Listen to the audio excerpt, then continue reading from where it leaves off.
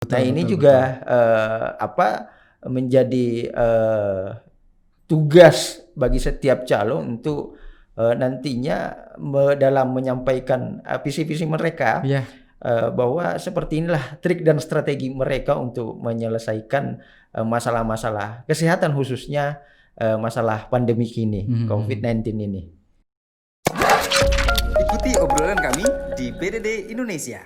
Sit back and relax and enjoy the talk. You're ready.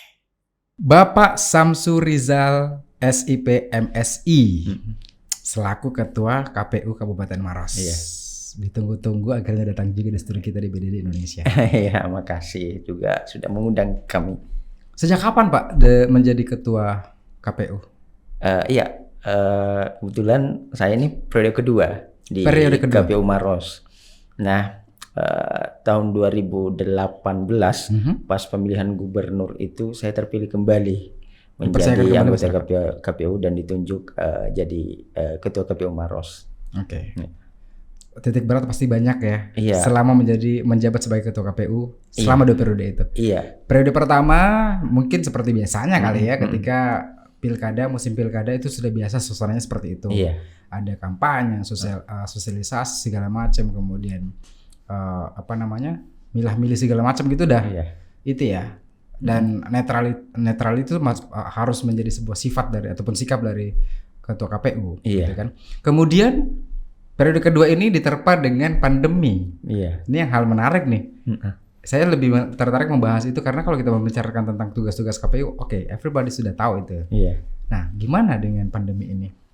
Iya, ini kebetulan saya di Pilkada 2015 saya juga yang tangani di Maros ini. Kemudian Pilgub di 2018 kebetulan saya juga tangani, dan pemilu 2019 saya juga tangani, dan sekarang di Pilkada 2020 ini kembali saya tangani. Nah, dari rentetan tahapan-tahapan pilkada baik di 2015, Yes. kemudian dari 2018, 2019 sampai 2020 itu ada dinamika tersendiri, ada ada tantangan tersendiri. Nah, katakan misalnya di pilkada dan pilgub kemarin, kemudian di pemilu 2019 yang mungkin kita tahu begitu untuk pertama di dunia itu menggunakan 5 surat suara. Yes. Kemudian dalam jangka waktu 2 hari saja perhitungan, tapi alhamdulillah kita bisa melaksanakan. Nah, sekarang kita berada pada kondisi yang berbeda. Ya. Iya.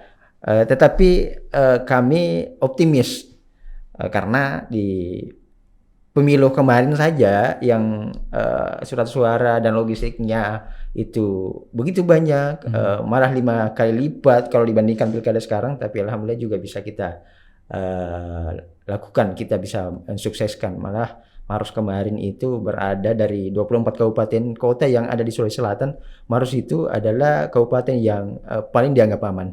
Kondusif di tengah-tengah pilkada iya, gitu ya.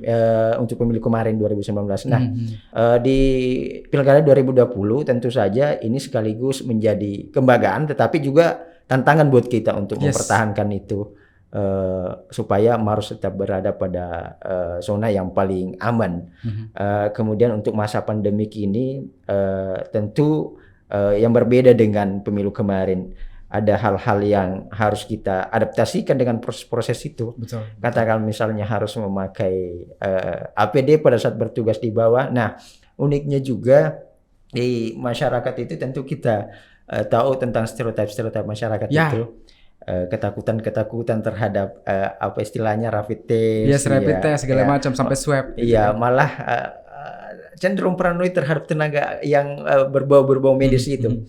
Jadi kalau misalnya teman-teman petugas turun ke lapangan, kadang dengan lengkap APD itu kadang dikira petugas medis, dan malah ada yang sembunyi di belakang rumahnya, ketok-ketok. Ada orang tapi tidak menyahut. Tidak mau nongol gitu iya, kan. lantaran takut gitu. Oke. Iya. Itu ada menjadi sebuah sesuatu yang unik gitu ya, Pak, Iya, yang terjadi di Pilkada 2020 ini. Iya, betul. Karena Pilkada 2020 itu pas di tengah pandemi. Kita nggak pernah nyangka ternyata pandemi masuk ke Indonesia di awal Maret 2020 ini. Iya. Sementara jadwal Pilkada ini sudah harus tetap jalan gitu kan Iya. di tahun 2020 dan pas juga setelah pandemi itu muncul. Iya. Ada jadwal yang tergeser kah? Iya, jadi pandemi kemarin itu tahapan pilkada tertunda. Iya. Sempat ditunda kurang lebih 3 bulan. Mhm. Tetapi melihat tahapan kemudian proses-proses kondisi perkembangan COVID ini, akhirnya berdasarkan kesepakatan antara DPR RI, pemerintah melalui Kemendagri, kemudian Satgas COVID waktu itu, kemudian KPU RI, DKPP, Bawaslu, menyepakati untuk tahapan-tahapan pilkada itu tetap dilanjutkan di bulan Juni kemarin, tanggal 15 itu mulai tahapan karena sempat tertunda 3 bulan, 3 kurang bulan. lebih 3 bulan. Yang harusnya bulan Maret Iya. akhirnya diundur ke bulan Juni. Mestinya hari H itu di bulan September, tanggal 23. Oke. Tetapi karena adanya pergeseran penundaan ini, akhirnya bergeser juga waktunya kurang lebih 3 bulan, maka pilkada nanti hari pencoblosan itu dilaksanakan hari Rabu tanggal 9 Desember. 9 Desember. 9 Desember. Wow. Ya. Jadi ini kita harapkan semua masyarakat baik di Maros maupun kabupaten-kabupaten, provinsi-provinsi yang ada di Indonesia yang berpilkada, kita menggunakan hak pilih kita dengan bijak lah. Ya. Kami bukan berarti kita tidak boleh memilih gitu ya. Iya. Tetap menggunakan suara kita. Ya, justru ini menjadi motivasi kita untuk memilih Yes. memilih calon yang memiliki kapasitas untuk mengatasi pandemi ini. Betul. Nah, ini juga menjadi tugas bagi setiap calon untuk nantinya dalam menyampaikan visi-visi mereka, Iya. bahwa seperti inilah trik dan strategi mereka untuk menyelesaikan masalah-masalah kesehatan, khususnya masalah pandemi ini, COVID-19 ini. Berarti tugas dari calon-calon ini tidak gampang ya, karena PR ini akan bisa dikatakan menjadi PR 2 kali lipat gitu kan. Iya. Kalau biasanya pilkada pada umumnya ya, Iya. sosialisasi, buat event segala macam, kampanye, dan itu udah gampang dulunya ya. Iya. Tapi di tengah pandemi semuanya harus dibatasin. Saya kira juga menjadi tanggung jawab moral bagi setiap calon nantinya, bahwa masyarakat ini tengah pandemik ini kan tetap mau berpartisipasi, Yes. memilih calon-calon pemimpin untuk memperbaiki kondisi sekarang, khususnya kondisi pandemik sekarang. Pandemik ini. Paling tidak ini harus diapresiasi masyarakat nanti ketika memilih jadi calon nantinya, ketika terpilih harus betul-betul memperlihatkan kepada masyarakat bahwa ini loh saya, tidak Anda tidak salah memilih saya karena saya mampu menyelesaikan persoalan-persoalan termasuk masalah-masalah COVID-19 ini. Menyelesaikan persoalan-persoalan dengan cara yang lebih humble, lebih ramah gitu kan. Iya, enggak apa-apa kalau kita mungkin saya biasa bahasakan menyelesaikan masalah tanpa masalah. Oke. Iya. betul. Karena biasa gitu ya, Iya. menyelesaikan masalah justru Tanpa ada masalah masalah. baru yang Iya. muncul. Menyelesaikan masalah tanpa masalah. Tapi kalau kita berbicara masalah posisi Bapak sekarang sebagai Ketua KPU Kabupaten Maros dan Iya. 2 periode, ini adalah periode kedua yang dipercayakan kembali untuk bisa mengurusi pilkada sampai pemilu segala macam. Nah ini saya pengen tanya nih, latar belakang Bapak dulu itu ada hubungannya dengan pekerjaan sekarang nggak sih?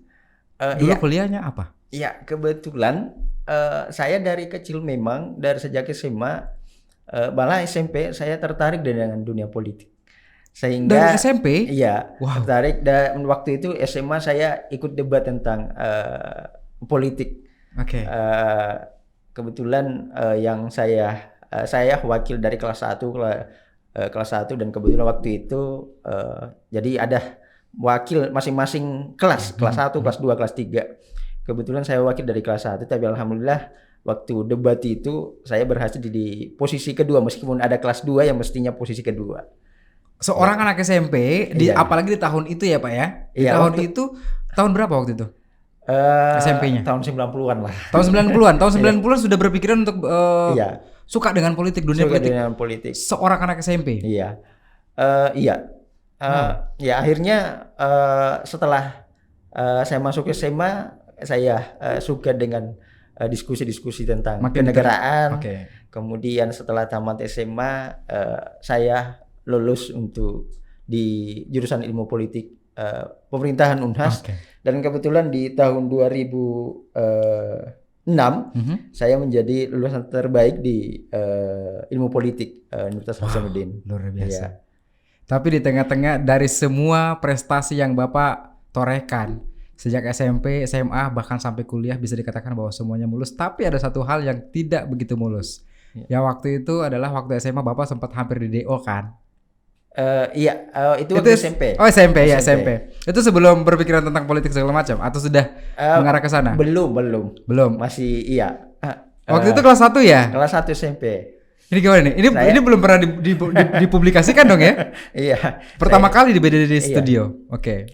Saya ingat sekali karena waktu itu saya diancam sama orang tua. Oke. Kalau masih berkelahi. Oh, kasusnya berkelahi. Iya. Menarik nih. Oke. Kalau masih berkelahi, saya suruh berhenti sekolah. Diancam seperti itu. Iya. Karena waktu itu kepala saya ini berdarah. bengkak-bengkak karena dikeroyok. Lebam-lebam seperti itu. Iya. Dikeroyok maksudnya satu lawan banyak gitu. Iya, kebetulan lawannya lebih daripada 2-3 orang lah. Bapak badan kecil seperti ini masih kuat juga ternyata ya melawan orang banyak seperti itu, dan bahkan yang saya dengar adalah yang dilawan justru kakak kelas 3. Iya. Kelas 3. Dan waktu itu Bapak kelas 1. Kelas 1. Jadi apa yang membuat Bapak berani waktu itu? Saya mikirnya begini ya. Kalau kita harga diri kita diinjak-injak dan dibiarkan begitu saja, itu akan dibiarkan, kalau dibiarkan begitu saja akan terulang peristiwa itu terus menerus gitu. Iya, sepanjang kita benar ya kita harus lawan lah gitu. Sikap itu masih dipegang sampai sekarang? Sampai sekarang. Oke. Dan pada saat itu waktu SMP, iya. Apa sih yang buat Bapak tiba-tiba pengen brutal, pengen benar-benar emosi banget sama kakak kelas itu? Iya. Pasti hal yang sangat sensitif dong ya? Iya, namanya juga anak-anak ya. Saya memang juga punya hobi di bela diri sebenarnya. Wow. Saya dari SD sampai sekarang sebenarnya saya masih aktif di bela diri. Biasa kalau masih anak-anak, apa yang kita pernah pelajari coba kita implementasikan lah. Tapi pada saat diancam sama orang tua, kamu sekali lagi melanggar peraturan Bapak, sekali lagi kamu berantem sama teman ke sekolah kamu, saya DO. Itu pada saat dia disampaikan seperti itu, gimana perasaan Bapak? Saya kasih tahu begini. Saya ini berkelahi bukan karena saya salah, bukan karena saya mulai, bukan karena saya bikin perkara. Saya membela diri. Oke. Saya membela diri. Jadi daripada diinjak-injak, daripada diperlakukan tidak tidak adil, lebih baik saya melawan. Dan kalau tidak percaya tanya teman-teman saya. Akhirnya tanyalah teman-teman saya bagaimana proses perkelahian ya. Tapi yang namanya perkelahian kan tetap tidak baik. Sehingga saya waktu itu saya kasih tahu, saya hindari yang namanya perkelahian, saya hindari. Sejak itu saya hindari. Karena sudah takut dengan warning dari orang tua gitu ya, dari Bapak pada saat itu. Nah katanya kalau berkelahi lagi saya suruh berhenti kamu sekolah. Ini nggak usah sekolah aja. Ini kalau hari itu benar-benar berhenti, tidak akan jadi ketua KPU sampai sekarang. Iya kan? Sekarang akhirnya menjadi ketua KPU dan 2 periode. Iya, 2 periode. Iya. Hal apa lagi sih Pak yang orang banyak tidak tahu dari Bapak seorang Pak Samsur Rizal? Iya, jadi waktu saya kuliah, kebetulan mama saya kan sakit waktu itu. Saya di semester. Mama saya sakit waktu itu hampir satu tahun. Yes. Saya tidak mau bebanin orang tua untuk biaya-biaya kuliah. Jadi ada hal-hal yang saya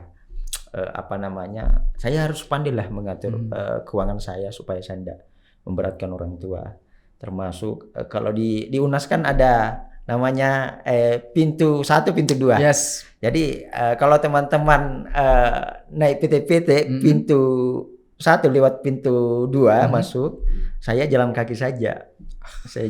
Untuk mengirit gitu ya. Juga. Untuk lebih hemat gitu. Iya. Nah, pikirnya juga hitung-hitung olahraga, menghemat juga. Bapak kan asli Maros.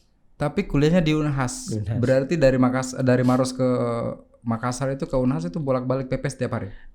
Waktu itu kebetulan ada tante, saya Ikut numpang di tante waktu itu hampir 2 tahun. Nah, setelah 2 tahun itu saya pindah ke asrama mahasiswa UNAS itu Ramses di sana.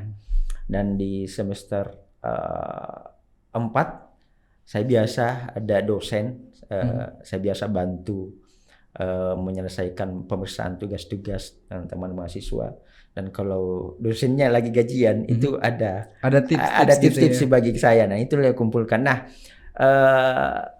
juga karena kebetulan IPK saya lumayan tinggi. Berapa? Saya 2 kali 4,0 ya, 2 semester 4,0, yang lainnya 3,8, 3,9. Wow, cerdas memang ya. Oke. Jadi ditunjuklah saya dosen, nanti kalau saya tidak ada kamu gantikan saya masuk. Jadi asdos gitu ya secara tidak langsung. Jadi waktu itu sudah ada tips-tips lah. Ya. Kemudian itu pada saat mama sakit. Pada saat mama sakit. Nah, saya juga waktu di asrama mahasiswa tinggal, mungkin dikasih saya juga kepercayaan untuk mengelola asrama Ramses waktu itu. Saya tunjuk jadi sekretaris. Nah, gaji saya di waktu itu 500.000 per bulan. Dan pada tahun itu tinggi loh. SPP saya waktu itu cuma 400.000. Yes, berarti ada bisa di-save untuk 100.000 jadi gitu kan? 400.000 per semester. Jadi 6 bulan itu. Nah, saya punya gaji itu per semester per bulan itu 500.000 ditambah lagi beasiswa. Wow. Beasiswa. Nah, biasanya kalau orang tua saya kasih uang. Kaget dong. Ini uang dari mana nih? Saya bilang, yang jelasnya ini uang halal. Ini uang beasiswa saya dan ini gaji saya. Dia bilang, kau dapat gaji dari mana? Kamu kan kuliah ya kan? Kok bisa atur waktu kamu kerja? Begitu Saya bilang, ya inilah yang namanya rezeki, jalan Tuhan menunjukkan jalan ke kita. Yes. Ini saya ditunjuk jadi sekretaris di asrama mahasiswa Unhas. Saya sudah punya gaji 500.000. Itu ngomong sama mama waktu itu? Iya, jadi setelah itu saya tidak membebani lagi biaya kuliah ke orang tua. Termasuk di S1. Nah, di S2 pun waktu itu saya kuliah tanpa sepengetahuan orang tua saya. Tanpa sepengetahuan justru orang tua. Jadi karena kebetulan saya cum laude di S1. Ketebak saya dikasih beasiswa di Unhas untuk kuliah kembali di pasca sarjana Unhas dengan jurusan ilmu politik. Alhamdulillah dengan beasiswa itu mampu menyelesaikan studi di S2 ilmu politik Unhas. Dan saya angkatan pertama di S2 ilmu politik Unhas. Ya. Yes, no wonder dong 2 periode gitu kan jadi ketua KPU. Tapi pada saat Bapak hari itu memberikan upah, bisa dibilang seperti itu ya, penghasilan Bapak, income Bapak pada saat itu sebagai mahasiswa di Unhas dan memberikan kepada mama. Iya. Bapak waktu itu ada juga? Iya. Sebagian saya kasih. Beliau bilang apa? Kadang tidak mau ambil, tapi tidak apa-apa, saya bilang ada di uang saya punya cukup uang untuk makan sendiri. Iya. Bapak bilang apa? Nangis gak itu? Saya bersyukur. nyesal kenapa waktu itu saya larang kamu untuk ini atau gimana? Iya, bersyukur juga, dia bilang syukurlah kalau begitu. Nah, saya punya inilah intinya pada saat kita sekolah, ingatlah orang tua. Ingatlah orang tua. Karena kalau kita ingat orang tua, kita tidak akan macam-macam. Iya. Kenapa sekarang banyak setelah mahasiswa itu selesai itu beribu macam pusingnya. Betul. Tidak terakomodir dalam dunia kerja. Itu lantaran waktu mahasiswa macam-macam juga sama orang tuanya. Efeknya seperti itu. Jadi dari awal saya niatkan bahwa saya tidak mau membebani orang tua. Saya harus mandiri dan ya intinya adalah jangan membebani orang tua. Tidak membebani orang tua, termasuk pada saat kuliah itu pun justru memberikan hasil kepada orang tua. Iya. Dan masih kuliah. Setelah tamat kuliah langsung kerja? Iya, setelah tamat kuliah saya dipercayakan di UNHAS jadi dosen LB, dosen luar biasa di UNHAS. Oke. Iya, saya ngajar di Unhas itu sebelum menjadi komisioner KPU itu mulai karena tahun 2006 saya selesai S1 langsung di Daulat untuk menjadi dosen LB di sana. Kurang lebih hampir 9 tahun saya ngajar di 9 tahun di Unhas dan di dosen LB di sana. Setelah itu Jadilah saya komisioner KPU. bergelutlah di situ. Bergelut di situ. Dunia yang Iya. agak sedikit berbeda mungkin dengan masa kecilnya ketika ingin berkelahi segala macam. Iya, masa kecil gitu ya. Kalau dunia kampus ya implementasi ilmuwan. Gitu, Iya. betul. Ya, dan pada saat di KPU tersebut akhirnya menjadi seorang ketua KPU. Saya pengen tanya satu hal. Masih ada nggak yang belum kecapai sampai sekarang Di KPU. dari Bapak sendiri? Mungkin ke depannya. Iya. Ini terkait dengan tugas saya. Yang saya sampai ini terus pikirkan adalah bagaimana money politik itu tidak ada di dunia perpolitikan. Karena di samping mencederai tugas-tugas kami penyelenggara, juga pembodohan terhadap masyarakat dan merusak sistem. Yes. Merusak sistem. Ini money politik ibarat analogi tubuh. Dia adalah benih-benih kanker yang kalau dibiarkan terus-menerus dia akan menggerogoti seluruh organ tubuh. Demikian halnya dengan money politik. Kalau dibiarkan itu akan menggerogoti birokrasi-birokrasi. Oke. Saya mengajak Bapak main game boleh? Games ini gampang. Cuman Bapak menjawab dengan cepat pertanyaan saya. Oh iya, boleh. Ya, ada 2 pilihan jawaban, Bapak langsung menjawab. Iya. Ya, tadi bikin Bapak games apa nih? Iya. Oke, baik. Pertanyaan pertama apa ya? Iya. Makanan berkuah atau tidak berkuah? Berkuah. Berkuah. Biar tidak serat mungkin. Iya, berkuah. Favoritnya? Bakso. Bakso. Iya. Lebih suka bakso. Suka makan bakso. Yang pedas. Enggak terlalu pedas. Tapi ada pedasnya. Sedikit. Oke. Berikut adalah anak terjun ke politik atau jadi pengusaha atau di luar politik. Di luar politik. Anak berapa sih Pak sekarang? Baru 2. Baru 2. Iya. Yang paling besar umur berapa? 4 tahun. Belum lah ya, masih Belum. jauh lah ya. Iya. Tapi kalau harapannya tidak akan terjun ke politik. Iya. Kenapa? Bapaknya kan politik. Dari SMP sudah suka politik nih. Iya. Saya pengen anak saya terjun ke dunia dakwah. Wow, justru ke dunia dakwah. Iya. Non politik berarti ya. Iya. Bukannya politik Islam lebih bagus, Pak? Iya. Saya mikirnya saya kan sudah di dunia politik. Saya sudah tahu bagaimana meskipun saya bukan dunia politik namanya. Yes. Tetapi yang pekerjaan saya lakoni sekarang itu bersentuhan dengan dunia politik. Dunia politik. Iya. Sehingga saya kepingin anak saya juga melakoni hal yang lain. Iya. Ya, supaya kita bisa sharing lah nanti berbagi tentang ini. Tetapi itu yang utama. Agama. Tidak menutup kemungkinan nantinya kalau misalnya dia bergelut di dunia agama dan dia punya keinginan di dunia politik, sepanjang niatnya untuk memperbaiki, saya bilang silahkan. Yes. Iya. Selama itu faedahnya besar. Iya, selama faedahnya besar. Betul. Iya. Karena tidak sedikit di tokoh-tokoh agama di bangsa ini itu ikut menjadi founding father di negara kita. Betul, Iya. betul. Ini kalau dari kecilnya udah cerdas begini ya pola pikir pada saat sudah besar gitu ya dan punya anak. Wow. Ini ayah cerdas, anak-anak berarti harus 2 kali lipat cerdas dong. Amin. Ya gitu ya Pak ya. Yang berikutnya adalah liburan di hotel bareng keluarga atau di alam terbuka dengan keluarga. Alam terbuka dengan keluarga. Ada biar ini mungkin ya, biar nggak mumet gitu. Iya. Soalnya dalam menjalankan tugas itu banyak kegiatan-kegiatan indoor lah. Banyak kita di hotel suntuk juga. Jadi kita butuh alam refreshing terbuka. gitu di alam terbuka ya. Iya. Tapi kalau misalnya berbicara masalah alam terbuka yang pernah dikunjungi sama keluarga di mana? Kalau di Maros ini di Bantimurung, saya biasa di Bantimurung. Oh, rata-rata di Maros saja, nggak pernah keluar daerah gitu? Kalau ya di Bali sih juga pernah. Selama menjabat sebagai ketua KPU di Iya. Maros. Iya. Dengan keluarga ke Bali pernah? Pernah. Kemudian kampung istri juga enak di sana, di Palopo. Oh, di Palopo. Ya, di Palopo itu kan ada Labombo, Latupa. Yes. Iya. Ya, tapi saya selama MC sana nggak pernah ke situ sih Pak. Iya. Belum pernah maksudnya. Ya. Baik, yang berikutnya adalah ini semoga saya nggak kualat ya menanyakan ini.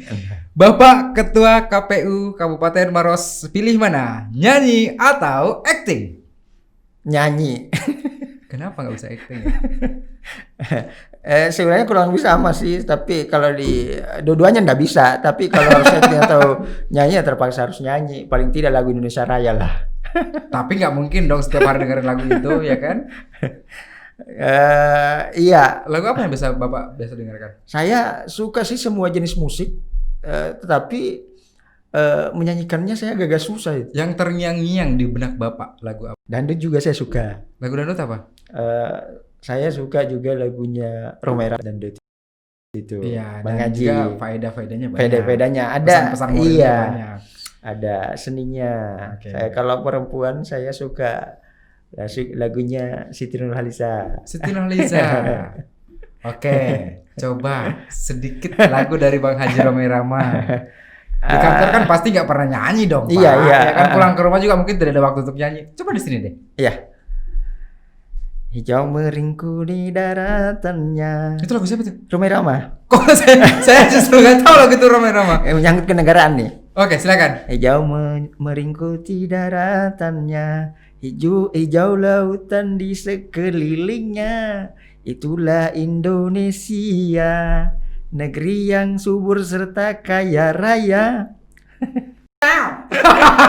Kan masa gitu ya, Bang? Bang Haji Romai Rama tuh pakai gitar yang tidak ini, Iya, gitar patah gitu Iya, kan. iya. Tau. Perubahan. Tapi luar biasa loh Pak, Iya. sudah hadir pada kesempatan kali ini menyempatkan diri di tengah-tengah kesibukan, apalagi sekarang zaman pilkada gitu kan. Tapi kita harapkan bahwa pilkada tetap aman dan kondusif di tahun 2020 walaupun di tengah pandemi. Ya, tidak ada halangan, tidak ada kendala sedikit pun, dan bisa terlaksana dengan baik sampai akhirnya menghasilkan seorang pemimpin baru yang luar biasa dan pas untuk mengayomi masyarakat. Amin. Ya. Satu dong terakhir, nggak disuruh nyanyi lagi kok Pak. Iya, iya. Saya cuma minta pesan-pesan Bapak kepada viewers BDD kita, terutama kepada anak-anak muda yang sekarang mungkin masih bingung nih akan diarahkan kemana masa depan mereka. Iya.